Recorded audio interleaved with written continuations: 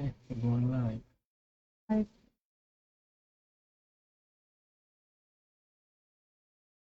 Hey, what's up, everybody? Pete and Denise here with RE Solutions, bringing you this week's PM Talker. This week, we're going to be talking about the market stats for rentals Yes. for August 2021 compared to last year, this time frame. Yes.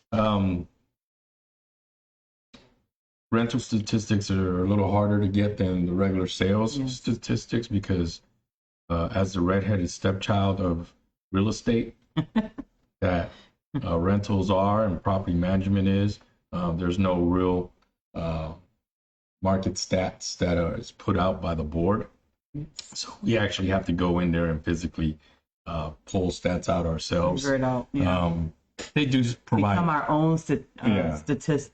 What do you call it? That's statisticians. Did I Whatever. say that name? Did I say that word right? No, but that's okay.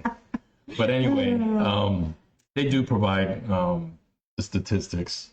It's just not as fancy as they do for the sales. And And sales, they don't give us an infographic for it either. yeah, there's no infograph. There's no other. Basically, it's just bare bone numbers and stuff. So, but today we're gonna talk about the rentals this year. So, total completed rentals in August was 1,138 rentals. That means that 1,138 rentals were done, were actually rented out in August of 2021. Last year, it was 1,347. So it actually decreased by 16%. And that's basically because of the shortage in inventory, right? Mm-hmm. What were you going to say? Nothing. And well, basically, we're seeing the sales market affect the rental market because more people are selling their rentals because Yes. prices have gone up. So now they have equity and they can sell it now, so Right. so we're seeing that too. So average price per square foot was $97, which last August it was $87 per square foot. So that's an increase of 12%. And when we talked about the sales, we always tell people that value of properties go up 6 to 8%. In rentals, it's like $50 to $100. So this is a little bit over that 6 to 8%. So rentals are going up. So that's good if you are thinking about making your house a rental. Yeah. So a lot of owners, like Denise was saying, haven't been able to sell their house, their rental houses, because especially here in San Antonio, there's a lot of landlords that just become default landlords. Yeah. Basically, they have to rent their house out because they're either PCSing if they're military, or they're moving, or something that they have to. They can't live in the house anymore, but they are unable to sell it, or were unable to sell it, and thus they're a default landlord or default investor because they have to put somebody in there. But since the market has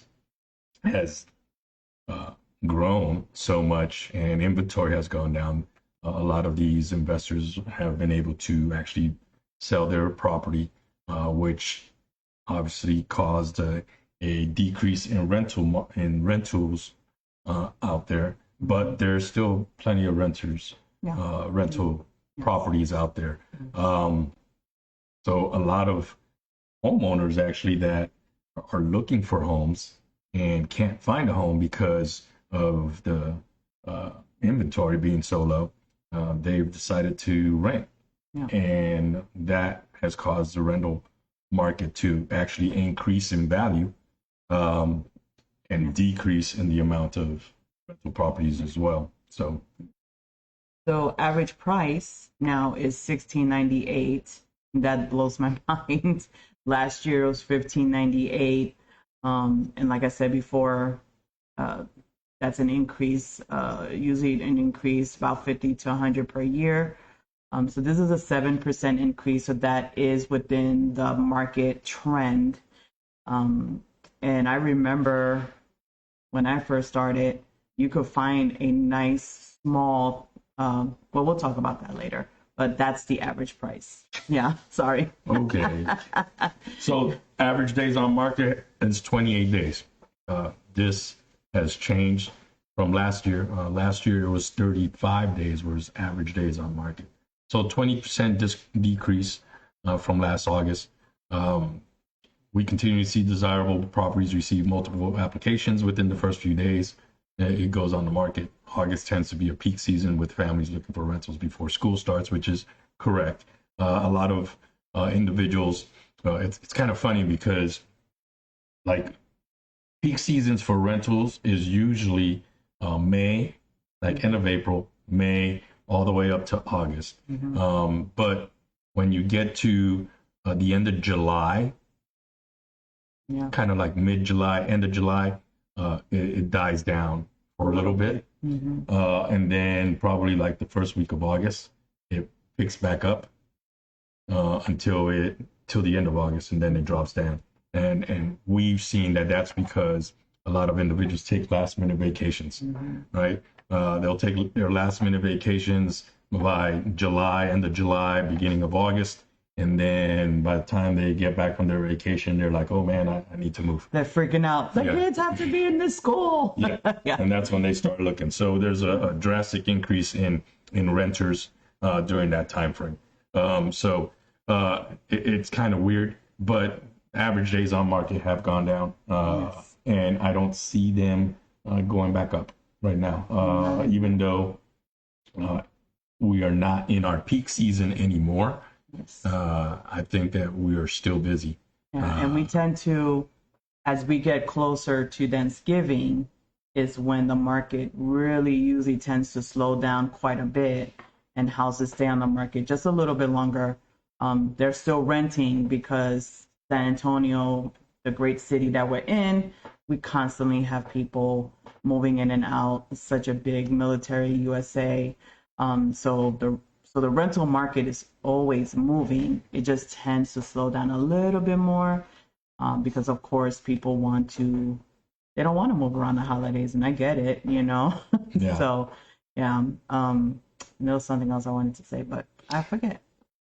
And I would venture to say that that is a key time to actually rent is during the holiday season, even though there's not as many people.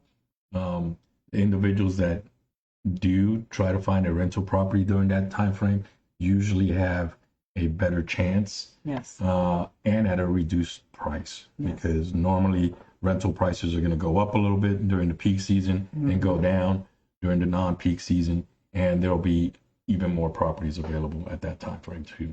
Yeah. So, and right now at the end of September, we're still seeing like properties basically.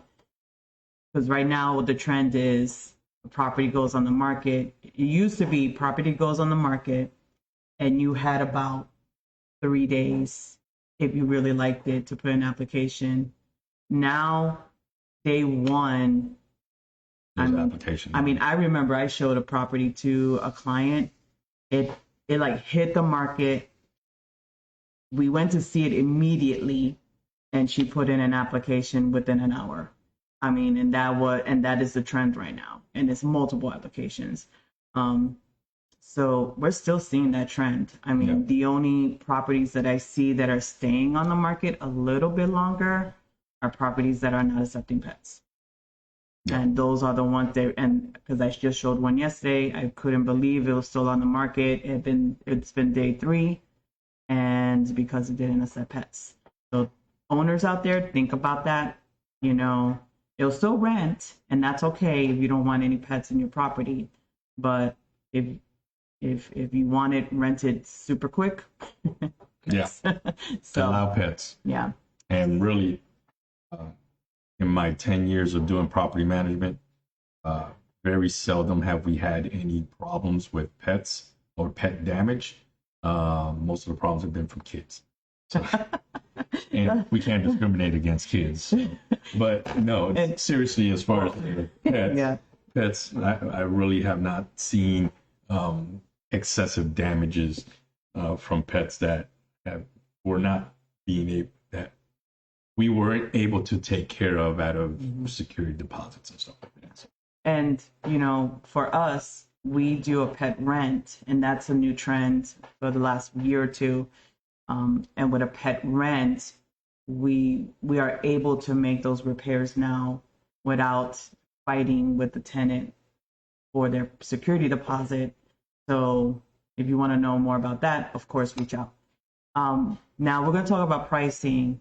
So the pricing that we're going to talk about are for 3 bedrooms, 2 baths, because those are what people you tend to want and up. Okay.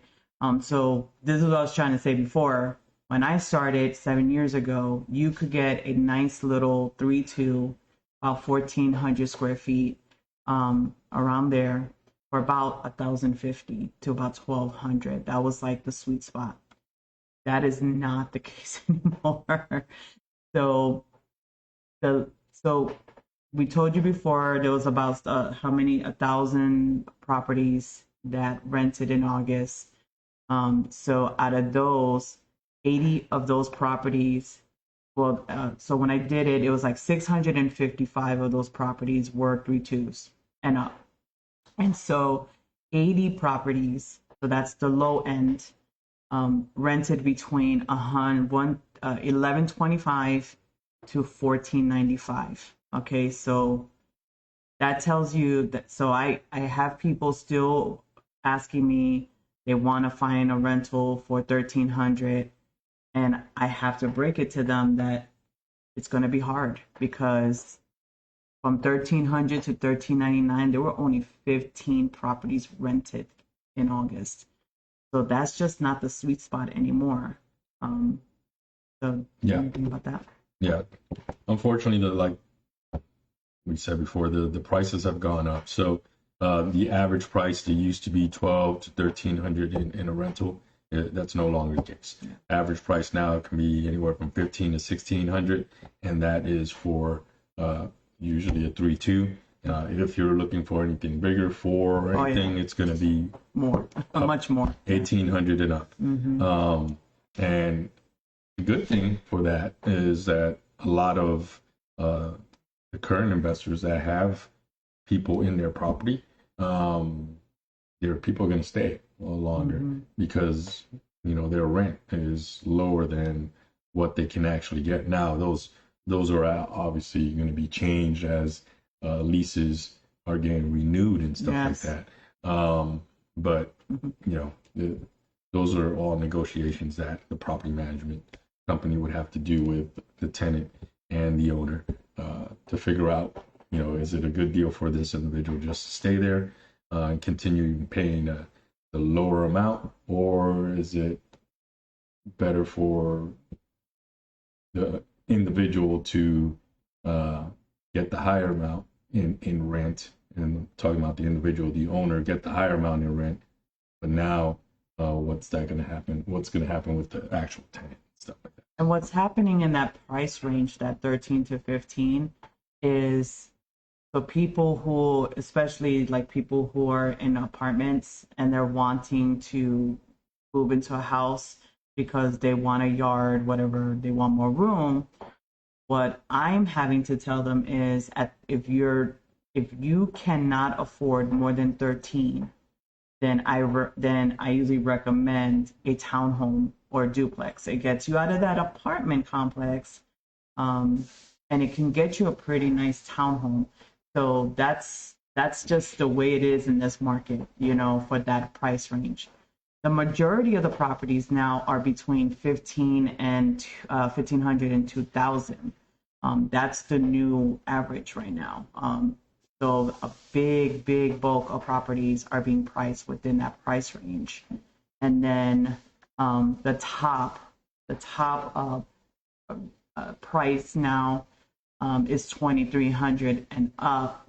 And once it gets to like the 3,000s, that's a very small portion of of the rental market Available right rentals, now. yeah. I think the highest that was rented in August was 4,800, and I'm like, whew, but that buy a Yeah. house. Yeah. So And a lot of individuals, you're probably asking, why would somebody pay that much for rent? A lot of those higher end houses, most of the times are people that are only going to be here for a short period of time, maybe a year, maybe 2 years. It's a company that's paying for their rentals, or it's somebody that is getting a house built, and Okay, this is yeah. basically their standard of living is a house at this level, and they rather pay for the rental at this price than and wait for their house to be built. And so there's always reasons why individuals pay that much for rentals instead of actually purchasing. yes, So, yes. But I'm always gonna ask. If Yeah. you're paying over 2,000, my question is gonna be, why? why aren't you buying? Yeah. And then of course there's a lot of reasons why, but if you live in San Antonio and you're planning to stay here, my question will be, after 2,000, why are you renting? Right. You can get a pretty nice house for a mortgage of around 2,000. Especially with these rates. Right. These rates are ridiculous. So this will be the time. Yeah.